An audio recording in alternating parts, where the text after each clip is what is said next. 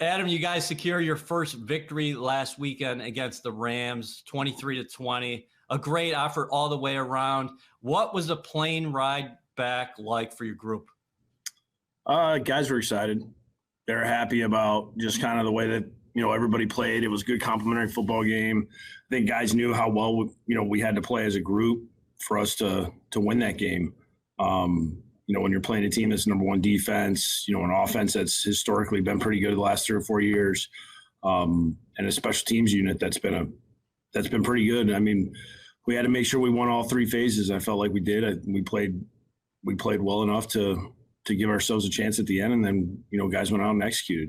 Early in the game, Sam Darnold finds Chris Herndon. Herndon finds a soft spot in the zone here. Really, this is a play that's built for this coverage. You can see here with the post really kind of takes those 2 guys out of there. Chris is running the outbreaking route. The corner starts to come off, but Sam throws it with good timing. It's where now you get a 10-yard completion. What do you think it does for Herndon when he's able to get involved in a ball game early?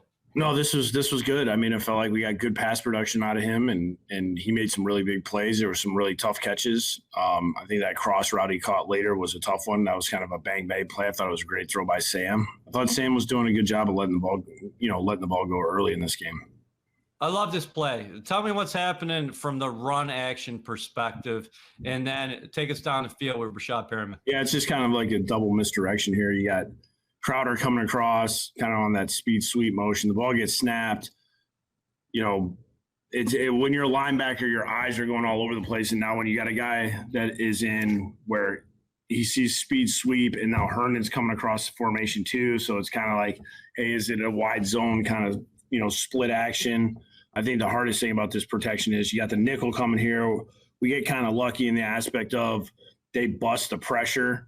You can see how the end and the nickel both are coming inside here.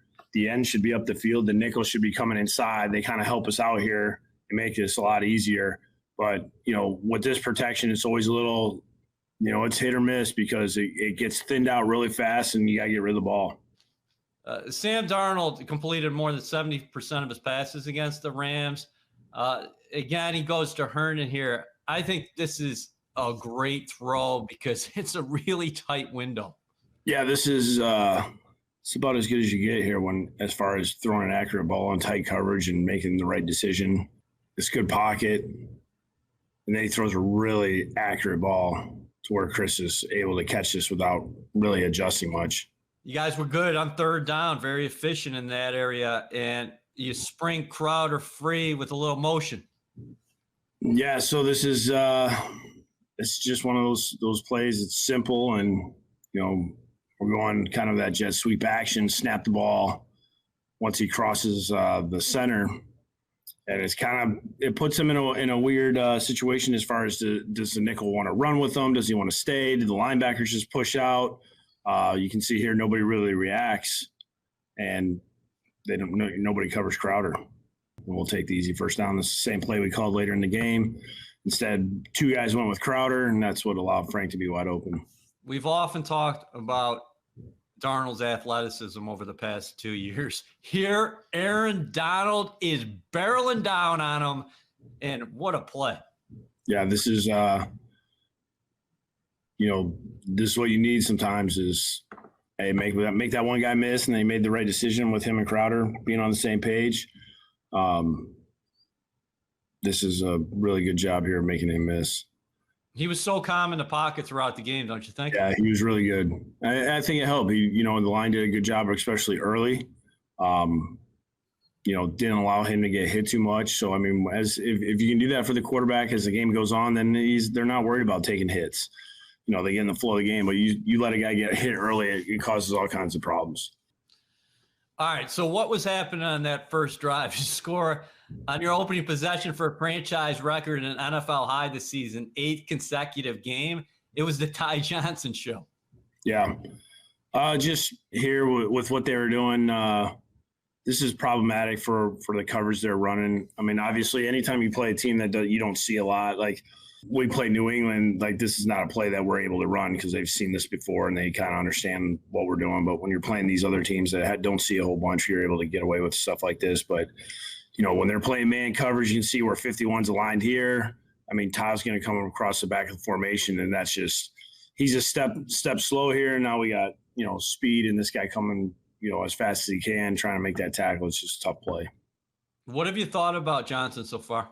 I think he's done a good job. It was a good pickup for us. I think he was a guy we liked coming out of college. I mean, we had the opportunity. I feel like he's done a lot of good stuff for us. How big was it for you guys to actually punch the ball into the end zone as opposed to we've seen you get points before, but a lot of times it's meant field goals? Yeah, anytime that you can put it in the end zone, score touchdowns against these guys, that was something we talked about on obviously the night before the game all week long was, hey, when we get in the red zone, we need touchdowns. It got a little shaky there when we kicked a couple field goals, and we had opportunities to score touchdowns. That was a little concerning. That had me worried during the game of, man, these could come back to haunt us. But we ended up scoring enough. Unfortunately, you're not going to have the services of Quinnen Williams this afternoon, but he was awesome last week, and Q has made tremendous strides in his second professional season. Yeah, I think you're seeing quick hands. You're seeing a guy that's finding a way to penetrate. This happened fast. I mean, these just seemed, his disruption that he had in this game. You looked up and it was like, boom, he was in the backfield. So, I think he works well with others, as far as working any kind of stunts. I think even though if he's a guy setting the pick, he still keeps himself alive and can get skinny like this and get to the quarterback.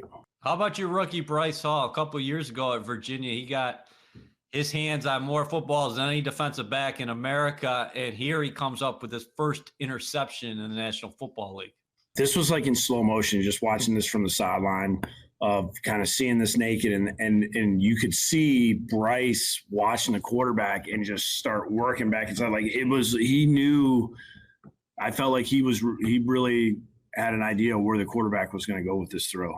And Goff might have had an early window, but he didn't take it, and he paid for it. Yeah. This was a good job, though, by Harvey as well. If you can see here how Harvey puts pressure on him. This was something that we talked about with these nakeds was see how Harvey's running at him with his hand up. That's something that our coaches teach, of just putting that hand up. Instead of, you see guys jump all the time when they get pump faked. All right, what you want to do is you just want to try to impair his vision, make the throwing lane really hard for him. I thought it was fitting that Marcus May came up with the fourth down stop with the pass deflection here. Almost had an unbelievable interception, as we've come to expect from your veteran safety previously. And then on the next drive, boom, he makes sure that you guys get W number 1. Yeah, this was when I saw this ball go up and I saw number 20, I thought to myself, well, this is as good a chance as we've ever had right here, because we got our best cover guy on the guy that they're throwing the ball to. So if there's one guy that I could say that I would definitely count on making a play for us at the right time, it would be him. You played so well in each phase. Let's give the special teams another shout out. A second block punt. This was a good one for, JT Hassel to basically just come on board, and we, leading up to this game, we were just talking about how fast can he pick up what we're doing.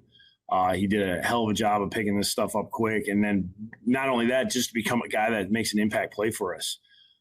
This is as about a clean of a block as I've ever seen. It's crazy because you see 58 breaks through, Hager breaks through there as well. But man, these guys came through clean, and good job getting on top of us, created a short field.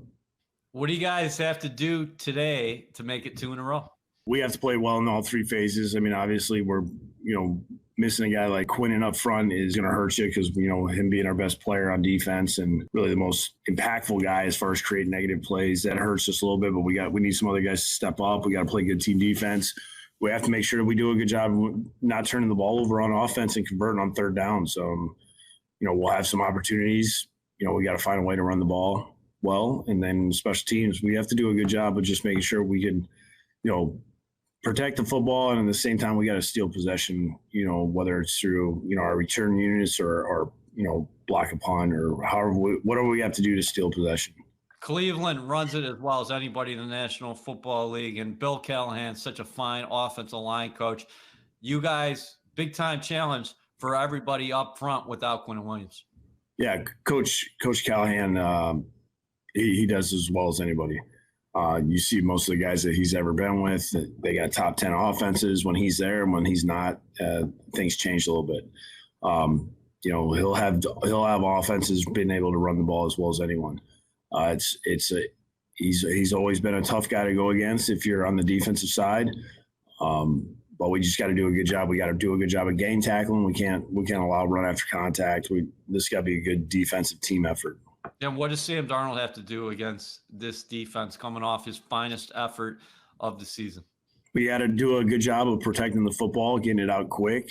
We got to run the ball well. I mean, he's just got to make good decisions. He's got to understand the situation he's in and know when to throw it away, know when to get it out of his hands, know when to hold on to it to take a shot down the field.